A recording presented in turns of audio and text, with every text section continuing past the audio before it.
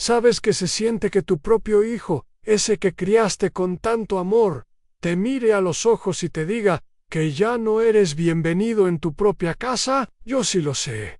Y déjame decirte que es peor que la muerte. La muerte, al menos tiene dignidad. Pero esto es como si te arrancaran el alma en pedacitos. Mi nombre es Manuel. Tengo 72 años. Y voy a contarte la historia más dolorosa de mi vida. Una historia de traición, de cómo una mujer manipuladora me arrebató a mi hijo y me convirtió en un extraño en la casa que yo mismo construí. Todo empezó cuando Marcela llegó a nuestras vidas. Al principio era pura miel, puro suegrito para acá y para allá, pero las víboras siempre se disfrazan de palomas, ¿no? Poco a poco fue envenenando a mi Roberto, metiéndole ideas en la cabeza, convenciéndolo de que yo era un estorbo, una carga, y mi hijo, mi sangre, el niño al que enseñé a caminar, se lo creyó todo. Un día llegué del mercado y los escuché. Planeando mi destino, querían mandarme a un asilo del gobierno, de esos donde los viejos se mueren de tristeza. Pero aquí sigo, compadre. Aquí sigo, porque esta historia no es solo de dolor, también es de lucha, de dignidad, de cómo un viejo como yo decidió no dejarse pisotear. Te voy a contar todo, las humillaciones, las lágrimas que lloré a escondidas, las noches sin dormir, preguntándome en qué fallé como padre. Pero también te voy a contar cómo encontré fuerzas donde no las había, cómo descubrí que no estaba solo, y cómo aprendí que a veces la familia que más duele perder es la que nunca tuviste realmente. Agárrate, porque lo que viene te va a partir el corazón, y tal vez, solo tal vez, también te va a dar esperanza. Mira, te voy a contar algo que todavía me duele en el alma.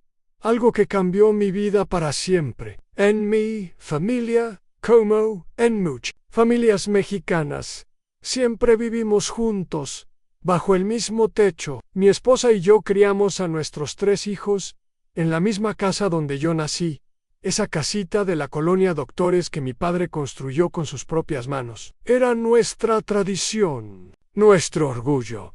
¿Me entiendes? Siempre pensé que cuando fuera viejo, mis hijos me cuidarían ahí mismo, como yo cuidé a mis padres. Pero las cosas empezaron a cambiar cuando mi hijo mayor, Roberto, se casó con Marcela. Al principio todo parecía normal, hasta bonito pues. Ella llegó toda sonriente, diciéndome suegrito pa' acá, suegrito pa' allá. Yo la recibí con los brazos abiertos. ¿Cómo se recibe a una hija más? Le enseñé las recetas de mi difunta esposa, le conté las historias de la familia, le mostré dónde guardábamos las fotos viejas, pero después de unos meses empecé a notar que algo andaba mal, muy mal. Un día llegué del mercado y la encontré sentada en mi sillón, en mi lugar de siempre, platicando con sus padres. Y entonces la escuché decir algo que me heló la sangre. No se preocupen, ustedes van a ser los nuevos abuelos de esta casa, los nuevos abuelos. ¿Y yo qué era entonces? Un mueble viejo que estorbaba. No más eso, vi cómo mi hijo asentía con la cabeza, como si yo no existiera, como si 30 años de sacrificio no valieran nada. Sentí que el piso se abría abajo, mis pies en mi tiempo. El respeto a los mayores era sagrado, era ley no escrita. Mi padre me enseñó que uno cuida a sus viejos hasta el último día, que esa es la deuda de amor que pagamos. Mi hijo me decía, el día que yo no pueda trabajar, tú serás mis manos. El día que no pueda caminar, tú serás mis pies. Y así fue.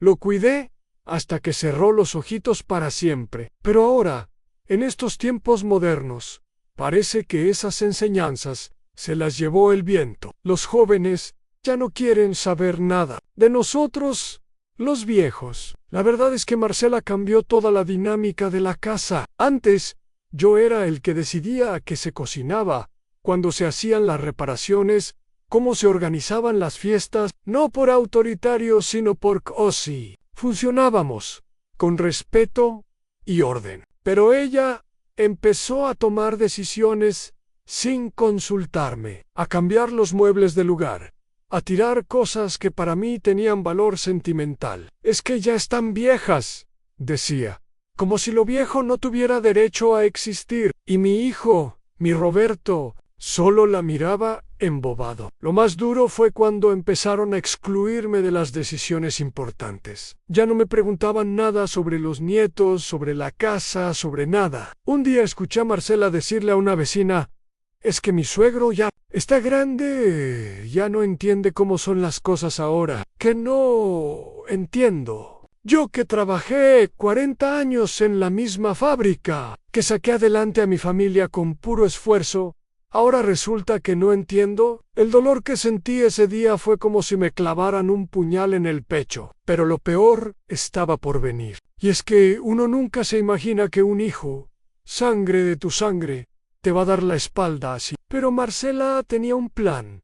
Y mi Roberto cayó redondito. Poco a poco me fue convenciendo de que yo era una carga, de que la casa necesitaba renovarse, de que era mejor que yo viviera más cómodo en otro lado. Cómodo. Si toda mi vida estaba en esas paredes, cada rincón tenía una historia, cada mancha en el piso era un recuerdo. Pero ahí fue donde empezó mi calvario. Un calvario que todavía no termina. El día que mi hijo me pidió que me fuera de mi propia casa fue el día que algo se rompió dentro de mí, algo que todavía no se arregla. Me acuerdo perfectamente, era un martes por la tarde. Yo estaba regando mis plantas del patio cuando Roberto llegó con esa cara que ponía de niño cuando había hecho una travesura. «Papá, tenemos que hablar», me dijo. Y yo, ingenuo de mí, pensé que iba a pedirme un consejo o contarme alguna buena noticia. Pero no. Lo que salió de su boca fue puro veneno, pure traición. «Es que Marcela y yo pensamos que estarías mejor en otro lado, papá. La casa se nos está quedando chica con los niños». «Chica, si esa casa tiene 4 recámaras». Pero no era por el espacio, no. Era porque ya no me querían ahí, porque estorbaba en su nueva vida perfecta. Sentí como si me arrancaran el corazón con las manos. Mi propio hijo, ese niño al que enseñé a andar en bici, al que llevaba al fútbol todos los sábados, me estaba echando como a un perro viejo. Las lágrimas se me atoraron en la garganta, pero no lo rí.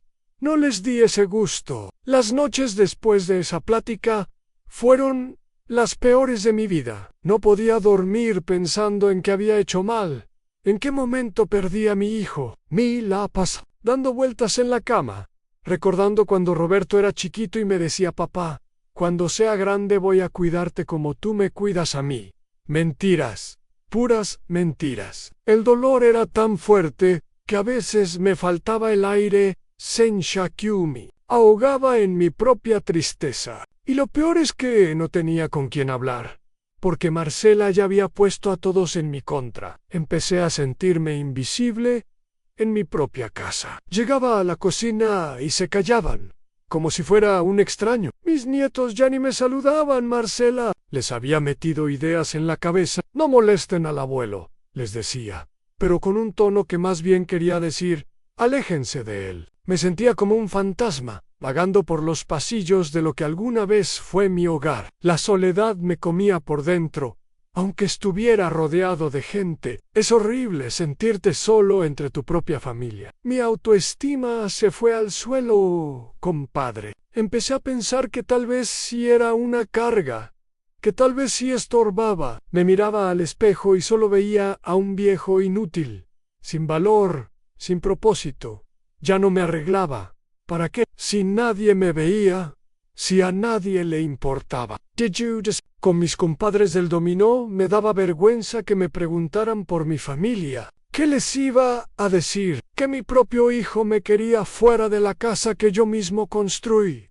Preferí encerrarme en mi dolor. La traición duele más cuando viene de quien más amas. Es como si te apuñalaran por la espalda, pero el cuchillo lo sostiene la persona en quien más confiabas. Cada vez que veía a Roberto reírse con Marcela, sentía que me clavaban ese cuchillo más profundo. Ya no era mi hijo, era un extraño que llevaba mi apellido. Y ella, esa víbora, se paseaba por mi casa como si fuera la dueña, moviendo los retratos de mi esposa, cambiando todo lo que yo había construido con tanto amor. Era un infierno en vida, pero lo que más me dolía era la pérdida de mi lugar en el mundo. Toda mi vida tuve claro quién era Anun padre, un trabajador, el pilar de mi familia. De repente ya no era nada de eso.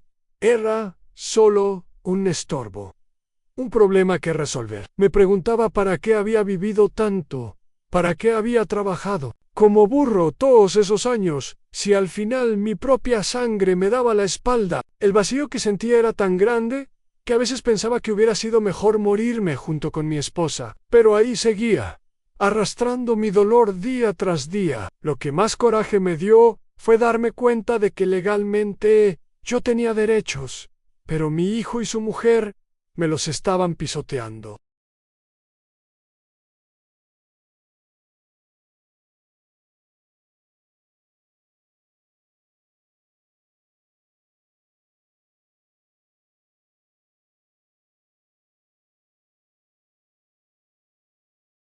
Un día, desesperado, fui a buscar a un licenciado del DIF para preguntarle qué podía hacer. Me explicó que existe una ley de los adultos mayores que nos protege del abuso y el abandono, que nadie puede echarnos de nuestra propia casa. Don Manuel, me dijo, usted tiene todo el derecho de quedarse en su hogar. Pero, ¿de qué sirven las leyes cuando tu propio hijo te traiciona?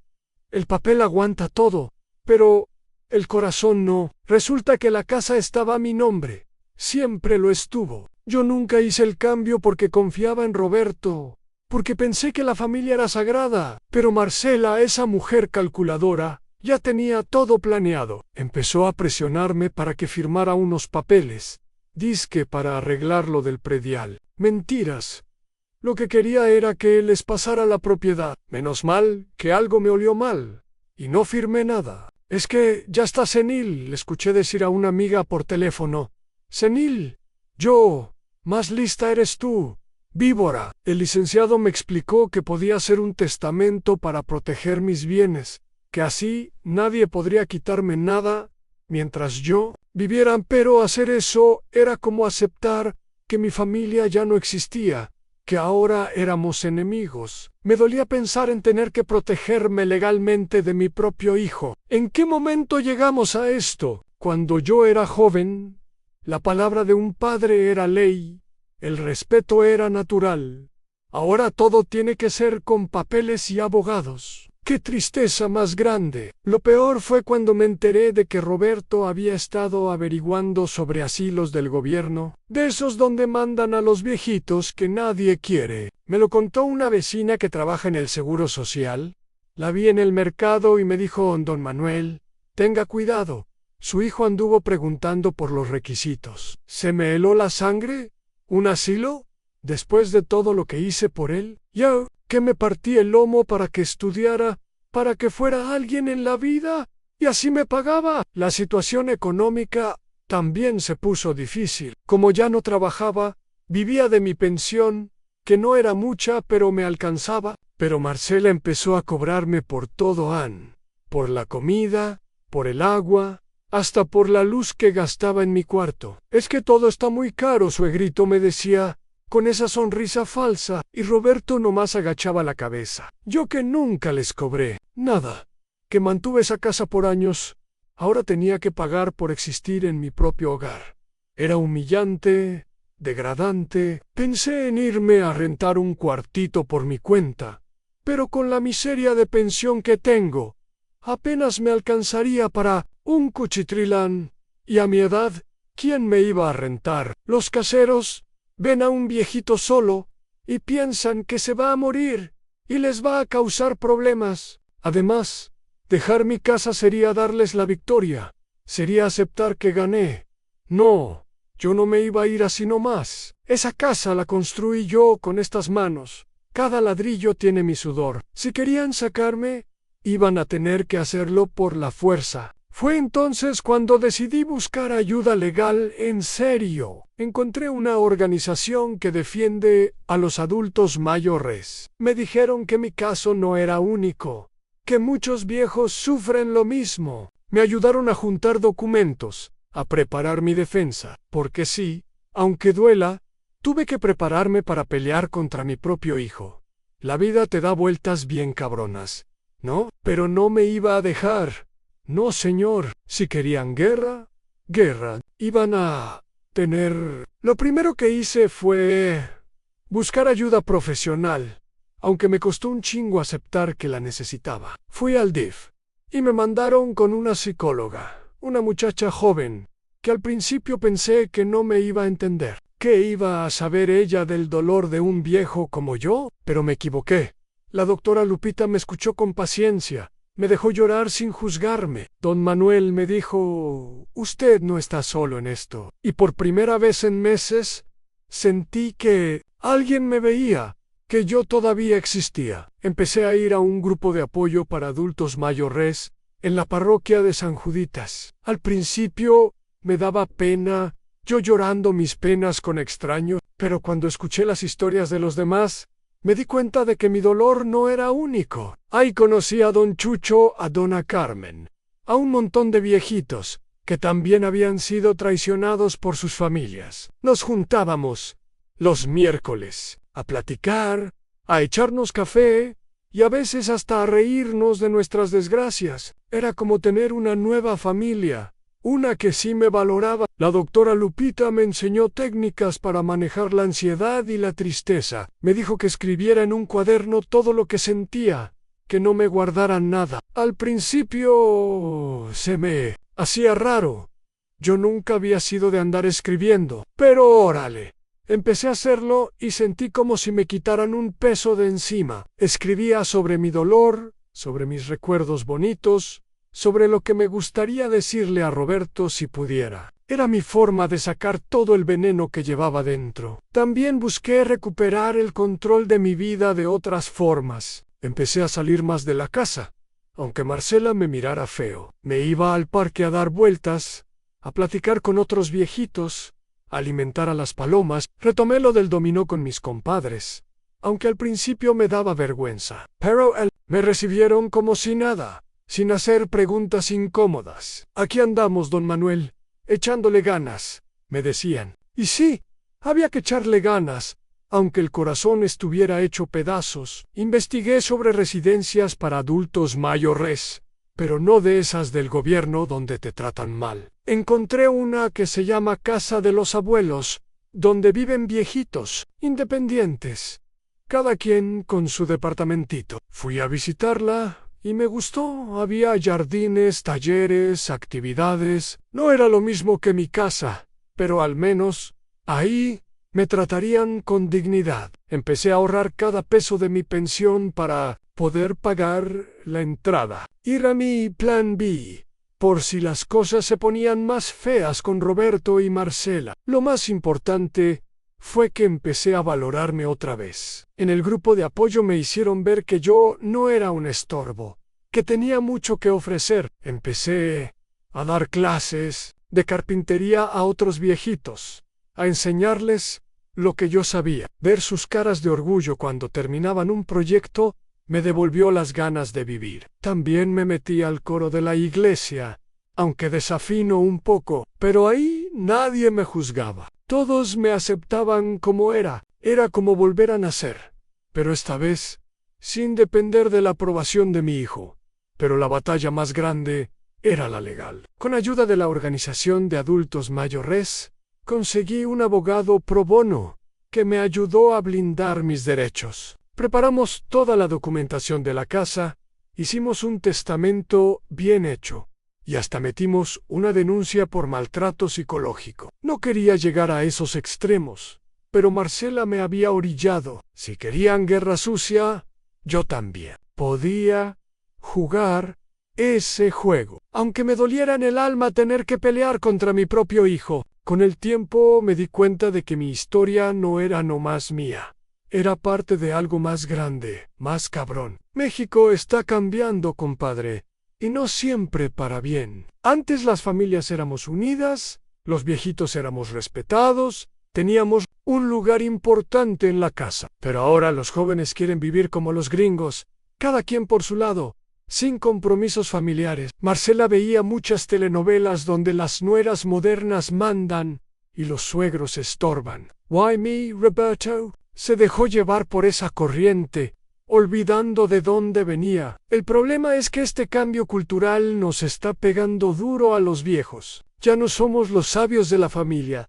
Ahora somos una carga económica. Los jóvenes ya no nos preguntan consejos, tienen el Google para todo. Ya no les contamos historias a los nietos, tienen el YouTube. Nos fuimos volviendo invisibles, innecesarios. Y las nueras, como Marcela, aprovechan eso para tomar el control, para redefinir las reglas de la casa. Es una guerra silenciosa, donde los viejos siempre perdemos. En mi grupo de apoyo platicamos mucho de esto. Don Chucho dice que es por el capitalismo salvaje, que ahora todo se mide en productividad y los viejos ya no producimos. Doña Carmen culpa a la televisión y las redes sociales. Yo creo que es un poco de todo. El caso es que ya no hay respeto por la experiencia, por la sabiduría que dan los años. Ahora vale más tener un iPhone último modelo que haber vivido 70 años y tener historias que contar. Es una tristeza ver cómo se pierden los valores que nos hicieron fuertes como familia. Lo más culero es cuando este cambio viene disfrazado de modernidad y progreso. Marcela siempre decía que era por mi bien, que era para que estuviera más cómodo, que era lo mejor para todos, pero era pura manipulación, puro egoísmo disfrazado de preocupación. Y lo peor es que muchos hijos se creen ese cuento. Piensan que mandando a sus padres a un asilo les están haciendo un favor. No se dan cuenta de que nos están arrancando las raíces, que nos están matando en vida. Esta explotación emocional y económica de los viejos es cada vez más común.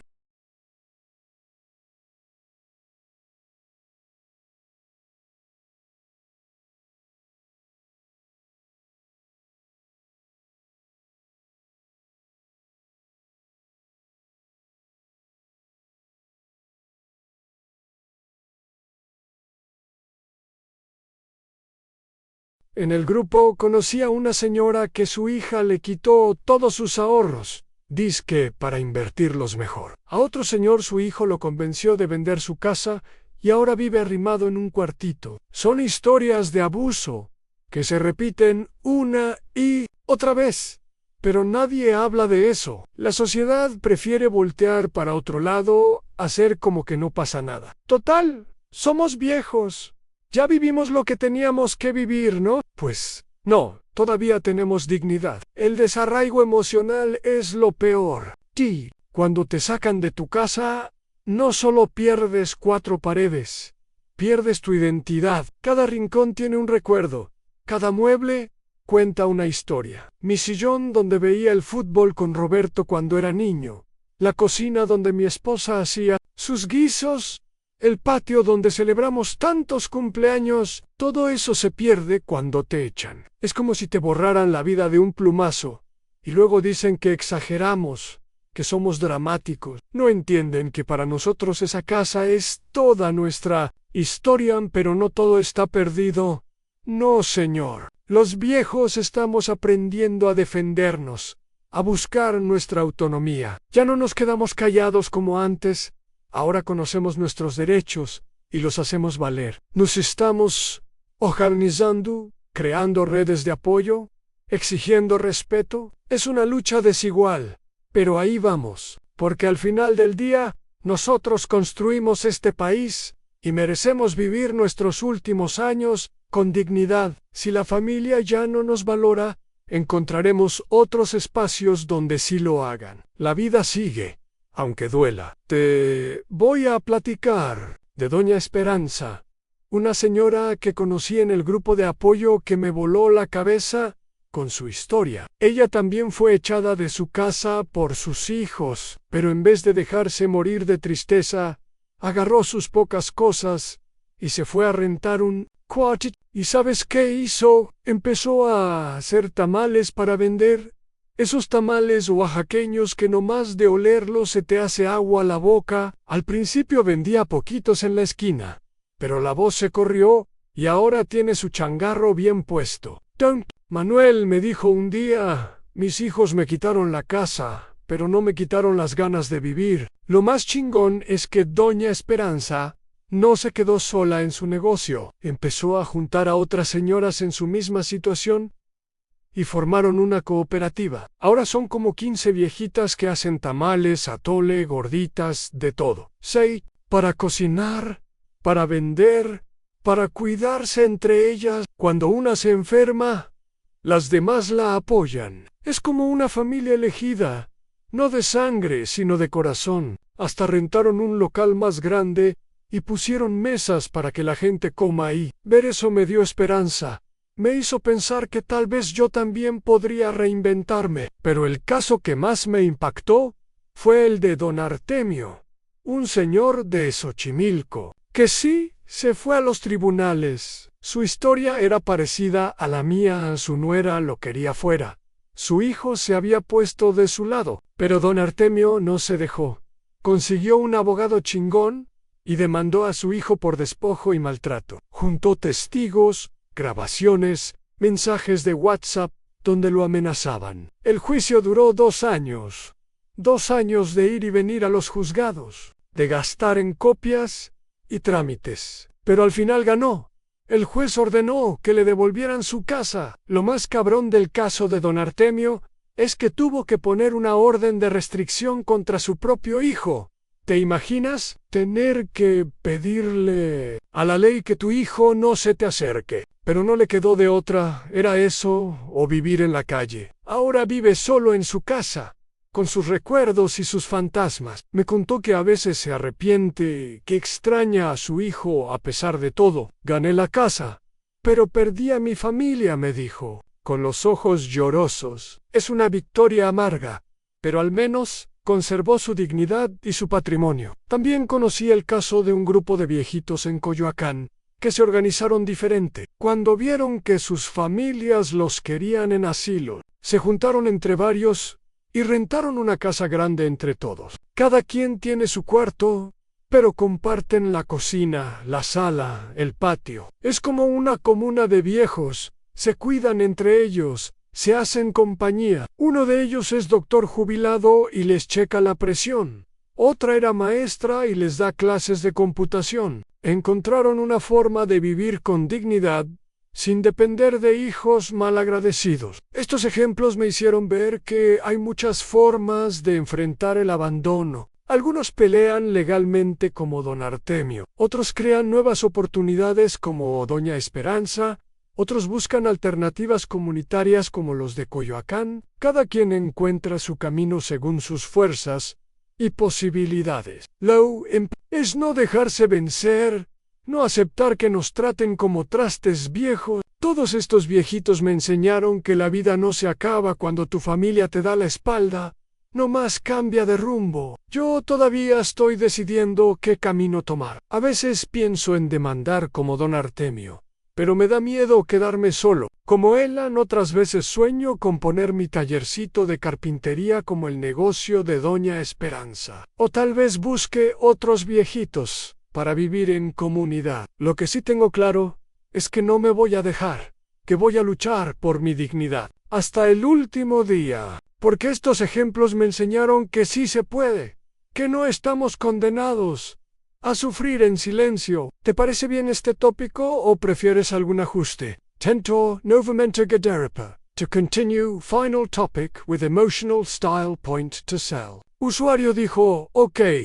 Así que debo continuar con el último tópico. Tópico 7 han reflexiones finales y recomendaciones. Debo mantener el mismo estilo emotivo, en primera persona, con 7 párrafos de 5 líneas cada uno. An tópico 7 han reflexiones finales y recomendaciones después de todo este pinche calvario. He aprendido cosas que ojalá hubiera sabido antes. La primera y más importante, hay que hacer un testamento en chinga, cuando todavía estás sano y nadie te presiona. Yo confié en que la familia era sagrada, que mi hijo nunca me traicionaría, pero me equivoqué gacho. Un testamento bien hecho ante notario te protege.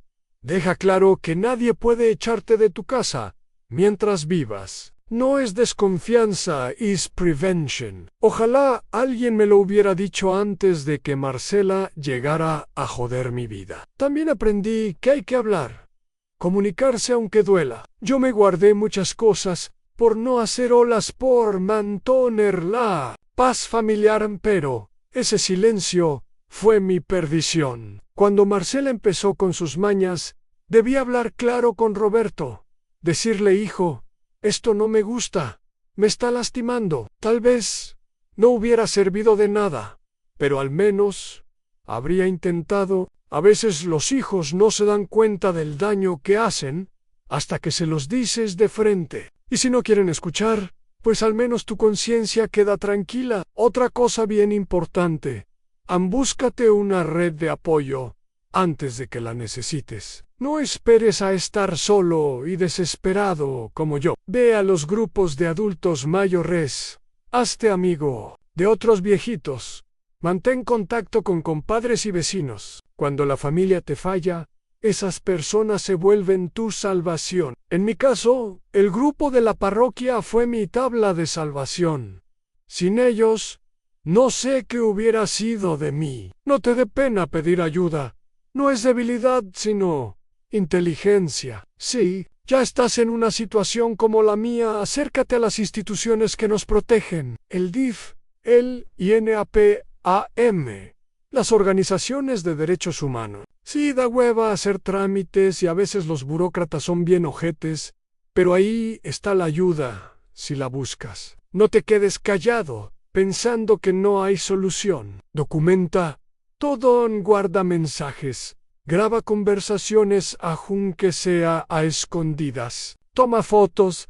Todo eso sirve si tienes que ir a juicio. Es triste tener que protegerte así de tu propia familia, pero es la realidad que vivimos. Y lo más importante de todo, no pierdas tu valor personal. Que tu hijo te traicione no significa que no vales nada. Que tu nuera te desprecie no borra todo lo que has vivido y logrado. Tú construiste una vida, una familia.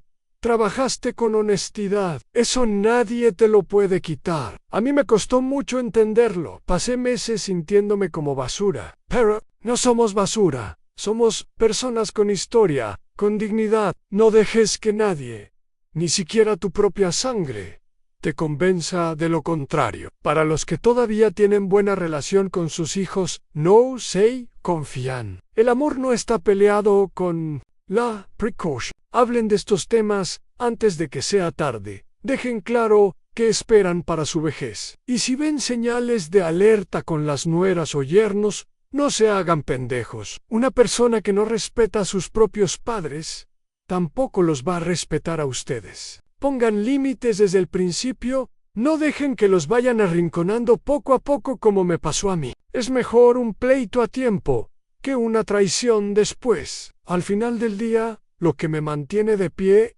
es saber que mi historia puede ayudar a otros. Por eso la comparto, aunque me duela, aunque todavía se me hace un nudo en la garganta. Sí, solo viejito lee esto y se protege a tiempo, ya valió la pena.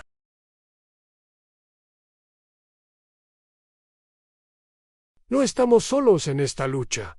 Somos muchos los que sufrimos el abandono y la traición, pero también somos muchos los que no nos dejamos, los que seguimos adelante con la frente en alto. La vida nos dio un madrazo, sí, pero todavía estamos aquí, todavía valemos, todavía podemos escribir un final diferente. Mira, después de contarte todo esto, de abrir mi corazón y mostrar mis heridas, quiero que sepas algo bien importante. El dolor no tiene que ser el final de tu historia. Sí, mi hijo me traicionó. Sí, mi nuera me quiso destruir. Sí, lloré como no había llorado desde que murió mi esposa. Pero aquí estoy, de pie, con la frente en alto, demostrándole al mundo que un corazón roto todavía puede latir fuerte. Aprendí que la familia no siempre es la de sangre, que a veces Dios te manda ángeles disfrazados de vecinos, de compadres, de viejitos, en un grupo de apoyo que te abrazan cuando más lo necesitas. Si algo quiero que te lleves de mi historia, es esto: No esperes a que te pase para protegerte. Habla con tus hijos ahora. Haz tu testamento ahora. Busca tu red de apoyo ahora. No seas como yo, que confié ciegamente y pagué el precio. Y si ya estás pasando por algo similar, si tu hijo o hija te está dando la espalda, si sientes que no vales nada, quiero que sepas que si vales, vales, por cada día que trabajaste, por cada sacrificio que hiciste, por cada historia que puedes contar. No dejes que nadie te quite tu dignidad. Lucha, busca ayuda, no te quedes callado. Los viejos también tenemos derechos, también merecemos respeto. Y ahora te pregunto a ti que me estás leyendo. ¿Cómo está tu relación con tus padres? ¿Hace cuánto no los visitas, no los abrazas, no les dices que los quieres? Es de los que ya están pensando en qué hacer con el problema de los viejos, pensalo bien, porque el tiempo no perdona, y un día tú también vas a estar viejo. ¿Cómo te gustaría que te trataran tus hijos? Y tú, que ya eres mayor, ¿estás protegido o confías ciegamente como yo lo hice? Déjame tu comentario, comparte tu historia. No estás solo.